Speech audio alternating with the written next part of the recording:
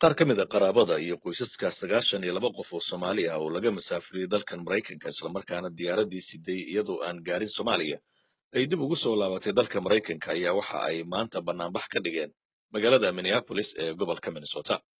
92 qof ee la doonayo in Soomaaliya dib loogu celiyo ayaa waxaa laga kala qabtay gobollo kala duwan oo ka mid a dalkan Mareykanka.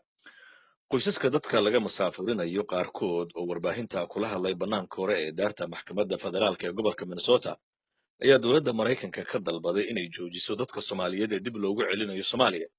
waalidiinta ubadkooda la masaafurinayo ayaa waxaa ka mid ah Fardowsa Cumar oo wiilkeeda Fu'aad wuxuu ka mid ahaa dadka masaafuriska ah ee diyaaraddii waday ay dib ugu soo laabatay magaalada Miami ee dalkan Mareykanka. aabiyo xamar baa lagu dilay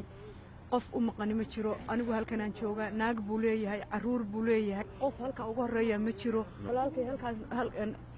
al-shabaab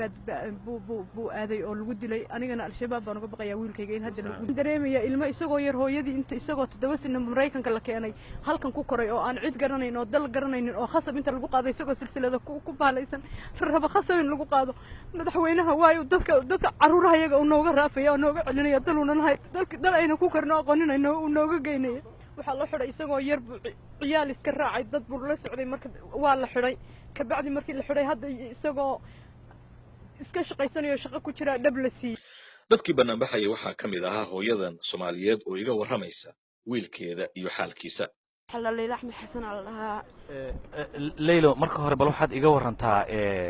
maxaad qabowgan maanta ugu soo banaan baxdeen? qabowga waxaan u taaganahay wiilkayga aniga ayaa halkan iiga xiray qolada ISIS-ka wateen dadkii Soomaali loo qaaday ku jireen Soomaali looma qaadin waa la soo celiyay waa la jir dilay ay ka dhan waa la dilay lugaha katiinadii wixii baa lugaha ka wada gooyay bud baa la dhacay korkiisa codkiisa xitaa ma aqoonsanaysid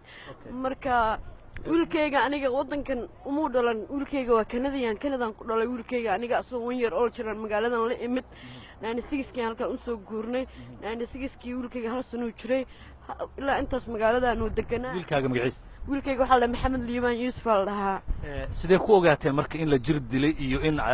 mataqaana dhaawacay loo geystay isaga idin sheegay? asaa noo sheegay iPad buu xitaa yirin aan ka tusay meesha iPad baa la iskala hadlaa daa iPad haysatid oo dhahooyo video ahaan kugu soo wacayaa buu yiri iPad ma hayaan ku laakiin ii sheeg wiilkayga waa record gareeyo codkiisa record baan hayaa